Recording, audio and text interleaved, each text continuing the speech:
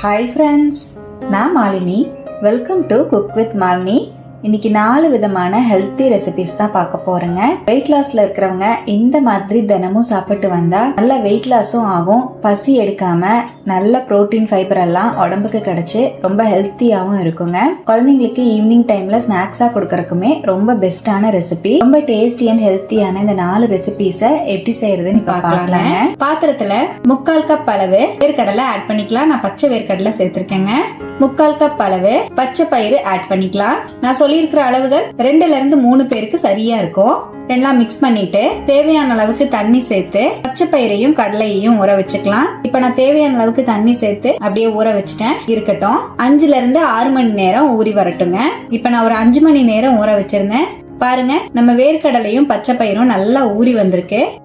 இந்த அளவு ஊறி வந்தாலே போதும். இப்ப தண்ணிய வடிச்சிட்டு ஒரு வாட்டி வாஷ் பண்ணி எடுத்துட்டு வந்துடுறேன். இப்ப வடிச்சு வச்சிருக்கிற பச்சை பயிரையும் கடலையையும் குக்கருக்கு மாத்திக்கலாம். நம்ம எந்த கப்ல பச்சை பயிரையும் கடலையையும் அளந்தமோ அதே கப்ல 1 கப் அளவு தண்ணி சேர்த்துக்கிறேன். உங்களுக்கு பார்த்தாலே தெரியும், பச்சை பயிறு கடலைக்கும் தண்ணிக்கும் ஈக்குவலா இருக்கும். இந்த மாதிரி சேர்த்துனீங்கன்னா தான் தண்ணி எக்ஸஸ் ஆகாம நமக்கு கரெக்டா வெந்து வரும். 1/2 டீஸ்பூன் உப்பு சேர்த்துக்கலாங்க. குக்கர் மூடி போட்டு 2ல இருந்து 3 விசில் விட்டு இறக்கிக்கலாம். பாருங்க, நான் 3 விசில் விட்டு இறக்கிட்டேன். நம்ம கடலையும் பச்சை பயிரும் சூப்பரா வந்திருக்கு. உங்களுக்கு பார்த்தாலே தெரியும், பச்சை பயிரெல்லாம் நல்லா பூ மாதிரி வந்திருக்கு, கடலையுமே நல்லா வந்திருக்கு. இருக்கட்டும். இப்ப நம்ம வேக வச்ச பச்சை பயிறு கடலைய மிக்சிங் பவுலுக்கு மாத்திக்கலாங்க. ஒரு பெரிய வெங்காயத்தை நல்லா பொடியா நறுக்கி சேர்த்துக்கலாம். ஒரு வெள்ளரிக்காவை பொடியா நறுக்கி சேர்த்துக்கலாம். ஒரு கேரட்டை இந்த மாதிரி துருவி சேர்த்துக்கிறேன். கொஞ்சமா நறுக்கின மல்லித்தலை ஆட் பண்ணிக்கலாம். ஒரு தக்காளி பழத்தை பொடியா நறுக்கி சேர்த்துக்கலாம். ஒரு பச்சை மிளகாவை பொடியா நறுக்கி சேர்த்துக்கலாம். நல்லா ஃபர்ஸ்ட் மிக்ஸ் பண்ணி விட்டுறலாங்க. இப்ப நல்லா கலந்து விட்டுட்டேன்.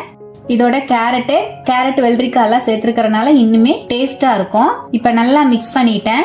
இதோடவே 1/2 டீஸ்பூன் மிளகுத்தூள் சேர்த்துக்கலாம். 1/2 டீஸ்பூன் உப்பு சேர்த்துக்கலாம். நம்ம பச்சை பயிர் கடலைக்கு உப்பு ஆல்ரெடி சேர்த்திருக்கோம். இப்ப நம்ம சேர்த்திருக்கிற கேரட் வெள்ளரிக்காய் வெங்காயத்துக்கெல்லாம் தான் உப்பு சேர்த்திருக்கோங்க.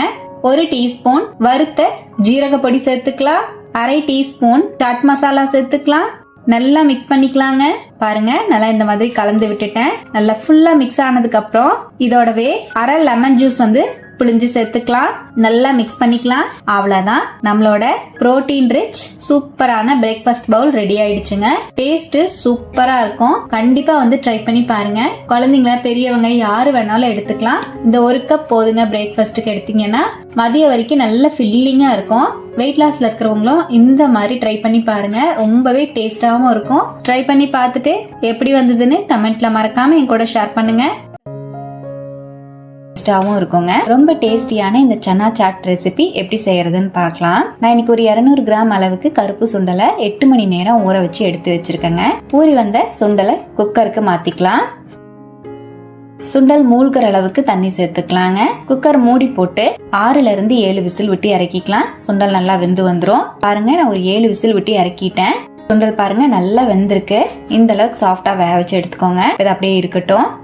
பேன்ல 1 டீஸ்பூன் நெய் சேர்த்துக்கலாம். நெய்க்கு பதிலா நீங்க ஆயில் கூட யூஸ் பண்ணிக்கலாங்க. 1/2 டீஸ்பூன் ஜீரகம் சேர்த்துக்கலாம். 1/2 டீஸ்பூன் மிளகாய் பொடி, 1/2 டீஸ்பூன் கொத்தமல்லி பொடி, 1/2 டீஸ்பூன் வறுத்த அரைச்ச ஜீரக பொடி, 1/2 டீஸ்பூன் கரம் மசால் பொடி, 1 டீஸ்பூன் உப்பு சேர்த்துக்கலாங்க. பொடி எல்லாம் சேர்த்துட்டு ஸ்லோ ஃபிளேம்ல வச்சு நல்லா கலந்து விடுங்க. பொடியோட பச்சை வாசம் போறதுக்காக மட்டும்தான் நம்ம நெய் சேர்த்திருக்கோம். நீங்க வேண்டாம்னா ட்ரையான பேன்ல கூட நீங்க வறுத்துட்டு சேர்த்துக்கலாங்க. இப்ப நான் இந்த மாதிரி பொடியெல்லாம் சேர்த்து நல்லா மிக்ஸ் பண்ணிட்டேன். இதோடவே நம்ம வேக வச்சிருக்கிற கருப்பு சுண்டலை தண்ணி இல்லாம வடிச்சிட்டு ஆட் பண்ணிக்கலாம். அந்த தண்ணியை நீங்க லைட்டா உப்பு போட்டு சூப் மாதிரி குடிக்க சூப்பரா இருக்கும். இல்ல குழம்பு சாம்பார் எல்லாம் செய்யும் போது சுண்டல் தண்ணியை நீங்க யூஸ் பண்ணிக்கலாங்க. இப்ப சுண்டலையும் சேர்த்து நல்லா மிக்ஸ் பண்ணிட்டேன். மீடியம் ஃபிளேம்ல வச்சு நல்லா கலந்து விட்டுருங்க. அவ்வளவுதான். இப்ப நல்லா கலந்துட்டேன். இப்ப ஸ்டவ் அணைச்சிட்டு ஒரு பெரிய வெங்காயத்தை சன்னமா நறுக்கி சேர்த்துக்கலாம். ஒரு வெள்ளரிக்காவை இந்த மாதிரி பொடியா நறுக்கி சேர்த்துக்கலாம். ஒரு தக்காளி பழத்தையும் பொடியா நறுக்கி ஆட் பண்ணிக்கலாங்க. இதோடவே 1/2 கப் அளவு துருவின கேரட் சேர்த்துக்கலாம். ஒரு பச்சை மிளகால விதையெல்லாம் எடுத்துட்டு பொடியா நறுக்கி சேர்த்துக்கலாம். கொஞ்சமா நறுக்கின மல்லித்தலை சேர்த்துக்கலாம். நல்லா மிக்ஸ் பண்ணிக்கலாங்க. இப்ப நல்லா கலந்துட்டு இதோட கடைசியா 1/2 லெமன் ஜூஸ் ஆட் பண்ணிக்கலாம். நல்லா மிக்ஸ் பண்ணிக்கலாம். அவ்வளவுதான், ரொம்பவே டேஸ்டியான சன்னா சாட் சூப்பரா ரெடிங்க. குழந்தைங்களுக்கு கொடுக்கும்போது கடைசியா ஒரு 1/2 டீஸ்பூன் சாட் மசாலா சேர்த்து கொடுத்தீங்கன்னா இன்னுமே ரொம்ப என்ஜாய் பண்ணி சாப்பிடுவாங்க. டேஸ்ட் சூப்பரா இருக்கும். பாருங்க, நல்லா கலந்துட்டேன். அவ்வளவுதாங்க, ரொம்பவே டேஸ்டி அண்ட் ஈஸியான சன்னா சாட் சூப்பரா ரெடி. ஈவினிங் டைம்ல குழந்தைங்களுக்கு ஸ்கூல் விட்டு வரும்போது இந்த மாதிரி ஸ்நாக்ஸ் செஞ்சு கொடுங்க, ரொம்ப விரும்பி சாப்பிடுவாங்க. ஹெல்த்தியான ரெசிபி கூட. ஹை புரோட்டீன் பவுல் கண்டிப்பா ரொம்ப பிடிக்கும். வெயிட் லாஸ்ல இருக்கிறவங்களும் இந்த மாதிரி எடுத்துக்கோங்க. புரோட்டீன் ஃபைபர்லாம் அதிகமா இருக்கும். கண்டிப்பா ட்ரை பண்ணி பார்த்துட்டு எப்படி வந்ததுன்னு கமெண்ட்லயும் என் கூட ஷேர் பண்ணுங்க. வெள்ளை சுண்டல் தாளிப்பை இப்ப எப்படி செய்யறதுன்னு பார்க்கலாங்க. 150 கிராம் அளவுக்கு வெள்ளை சுண்டலை 5 மணி நேரம் ஊற வச்சு எடுத்து வச்சிருக்கேங்க. நான் இந்த கப்ல 2 கப் அளவுக்கு சுண்டல் ஊற வச்சிருக்கேன். ஊற வச்ச சுண்டலை குக்கருக்கு மாத்திக்கலாம். 2 கப் அளவு தண்ணி சேர்த்துக்கலாம். அதிகமா தண்ணி விட வேண்டாம். 1 டீஸ்பூன் கல்லுப்பு சேர்த்துக்கலாம். குக்கர் மூடி போட்டு 3ல இருந்து 4 விசில் விட்டு இறக்கிக்கலாங்க. சுண்டல் நல்லா சாஃப்டா வெந்துரும். சுண்டல் வெந்து வரக்குள்ள மிக்ஸி ஜார்ல 1/2 கப் அளவு தேங்காய் சேர்த்துக்கலாம். 2 பச்சை மிளகாய் ஆட் பண்ணிக்கலாம். தேங்காய் சேர்க்காமையும் சுண்டல் தாளிச்சு சாப்பிடலாங்க. தேங்காய் சேர்த்து சாப்பிடும் போது இன்னுமே டேஸ்ட் சூப்பரா இருக்கும். இதை நைஸா அரைக்காம கொரகொரன்னு அரைச்சு எடுத்துக்கலாங்க. பாருங்க, தேங்காவை இந்த மாதிரி கொரகொரன்னு அரைச்சு எடுத்துட்டேன். நம்ம தேங்காவை நம்ம துருவி எடுத்த மாதிரி இருக்கணும், ரொம்ப நைஸா வைக்கிற கூடாது. இது இருக்கட்டும். நம்ம சுண்டலும் பாத்தீங்கன்னா 4 விசில் விட்டு இறக்கிட்டேன். நல்லா சாஃப்டா வெந்துருச்சு பாருங்க. ரொம்ப குலையாம இந்த மாதிரி சாஃப்டா வேக வச்சு எடுத்துக்கோங்க. கரெக்டா நமக்கு சுண்டல் வெந்திருக்கு. இது இருக்கட்டும். எக்ஸஸா இருக்கிற தண்ணிய சூப் மாதிரி நீங்க குடிச்சுக்கலாம். இல்லனா குழம்பு சாம்பார் ஏதாவது செய்யும் போது ஆட் பண்ணிக்கலாம். வேஸ்ட் பண்ண வேண்டாம். சுண்டல் தாளிக்கிறதுக்காக கடாயில 2 டீஸ்பூன் ஆயில் சேர்த்துக்கலாங்க. 1 டீஸ்பூன் கடுகு சேர்த்துக்கலாம். கடுகு நல்லா வெடிச்ச உடனே 2 டீஸ்பூன் உளுத்தம்பருப்பு சேர்த்துக்கலாம். உளுத்தம்பருப்பு உங்களுக்கு தேவையான அளவுக்கு சேர்த்துக்கோங்க. கொஞ்சம் எக்ஸஸா சேர்த்தும் போது டேஸ்ட் ரொம்ப நல்லா இருக்கும். சுண்டல் ரொம்ப சாஃப்டாவும் உளுத்தம்பருப்பு கிறிஸ்பியாவும் கடிபடும் போது டேஸ்டா இருக்குங்க. 3 வரமிளகாவை 2 கிள்ளி சேர்த்துக்கலாம். 1 கொத்து கருவேப்பிலை ஆட் பண்ணிக்கலாம். நல்லா ஃப்ரை பண்ணிக்கலாம். தாளிப்போட வேக வச்ச சுண்டல் ஆட் பண்ணிக்கலாம். தண்ணியை மட்டும் வடிச்சிட்டு சேர்த்திருக்கேன். நல்லா கலந்து விட்டுறலாம். சுண்டல்ல நம்ம உப்பு போட்டு வேக வச்சனால எக்ஸ்ட்ராவா நான் உப்பு சேர்க்கலங்க. சப்போஸ் உங்களுக்கு உப்பு பத்தலன்னா லைட்டா தூவி விட்டுக்கோங்க. இப்ப நல்லா இந்த மாதிரி கலந்து விட்டுட்டேன் தாளிப்போட. இதோடவே நம்ம அரைச்சு வச்சிருக்கிற தேங்காய் பச்சை மிளகாவை ஆட் பண்ணிக்கலாங்க. இந்த மாதிரி துருவன மாதிரி சேர்த்துக்கோங்க, அப்பதான் ரொம்ப நல்லா இருக்கும். தேங்காவையும் சேர்த்து ஒரு 2 செகண்டுக்கு மட்டும் மீடியம் ஃப்ளேம்ல நல்லா கலந்து விடுங்க. பாருங்க, நல்லா கலந்து விட்டுட்டேன். அவ்வளவுதான்.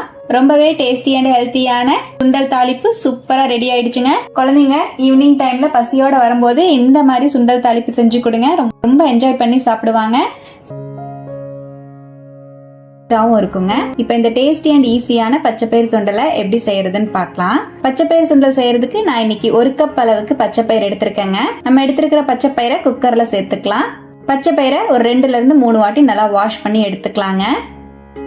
பச்சை பயிரை நல்லா வாஷ் பண்ணிட்டேன். 2 கப் அளவுக்கு தண்ணி சேர்த்து 3 விசில் விட்டு இறக்கிக்கலாம். எந்த கப்ல பச்சை பயிர் அளந்தீங்களோ அதே கப்லயே 2 கப் அளவுக்கு சேர்த்துக்கோங்க. எக்ஸ்ட்ராவா தண்ணி விட்டா அந்த தண்ணி வேஸ்ட் ஆயிடும். இப்ப பாருங்க, பச்சை பயிரை நான் 3 விசில் விட்டு இறக்கிட்டேன். 3ல இருந்து 4 விசில் விட்டு இறக்கிக்கோங்க. சப்போஸ் உங்களுக்கு பச்சை பயிர் வேகலைன்னா எக்ஸ்ட்ராவா நீங்க ஒரு 2 விசில் விட்டு இறக்கிக்கோங்க.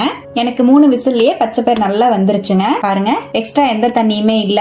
இந்த மாதிரி பச்சை பயிரை நல்லா உதிரி உதிரியா வேக வச்சு எடுத்துக்கோங்க. அப்பதான் தாளிச்சு சாப்பிடும் போது ரொம்ப டேஸ்டா இருக்கும். பேன்ல 3 டீஸ்பூன் ஆயில் சேர்த்துக்கலாம். 1 டீஸ்பூன் கடுகு ஆட் பண்ணிக்கலாங்க.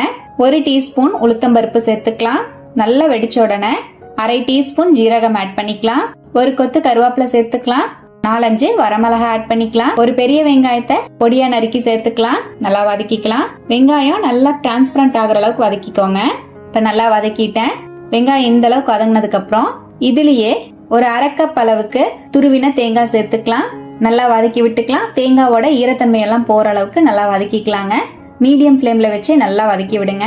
உங்களுக்கு தேங்காய் வேண்டாம்னா நீங்க ஸ்கிப் பண்ணிக்கோங்க. ஆனா தேங்காய் சேர்த்து சாப்பிடும் போது ரொம்பவே டேஸ்டா இருக்குங்க. இப்ப தேங்காவை நல்லா வதக்கிட்டேன். இதோடவே நம்ம வேக வச்சிருக்கிற பச்சை பயிரை சேர்த்துக்கலாம். 1/2 டீஸ்பூன் உப்பு சேர்த்துக்கலாம். நல்லா மிக்ஸ் பண்ணிக்கலாங்க. மீடியம் ஃப்ளேம்ல வச்சு ஒரு 2 செகண்ட் மட்டும் கலந்து விடுங்க. இப்ப நல்லா கலந்துட்டேன். இப்ப ஸ்டவ் அணைச்சிட்டு பொடியா நறுக்கின மல்லித்தலை சேர்த்துக்கலாம்.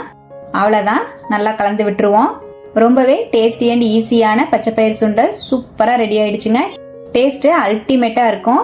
குழந்தைங்களுக்கு ஸ்நாக்ஸ் டைம்ல கொடுக்கறக்கும், மார்னிங் பிரேக்ஃபாஸ்ட்டுக்கோ இல்ல நைட்டு டின்னருக்கோ எடுத்துக்கிறதுக்கு ரொம்பவே பெர்ஃபெக்டா இருக்குங்க. வெயிட் லாஸ்ல இருக்கீங்கன்னா கண்டிப்பா ட்ரை பண்ணி பாருங்க. டேஸ்ட் அல்டிமேட்டா இருக்கும். ட்ரை பண்ணிட்டு எப்படி வந்ததுன்னு மறக்காம கமெண்ட்ல ஷேர் பண்ணுங்க. நம்ம சேனலை இப்பதான் ஃபர்ஸ்ட் டைம் பாக்குறீங்கன்னா சப்ஸ்கிரைப் பண்ணிக்கோங்க. பக்கத்துல இருக்கிற பெல் ஐக்கானை பிரஸ் பண்ணி வச்சுக்கோங்க. லைக் பண்ணிக்கோங்க. ஃப்ரெண்ட்ஸ் அண்ட் ஃபேமிலியோட ஷேர் பண்ண மறந்துடாதீங்க ஃப்ரெண்ட்ஸ். தேங்க்யூ.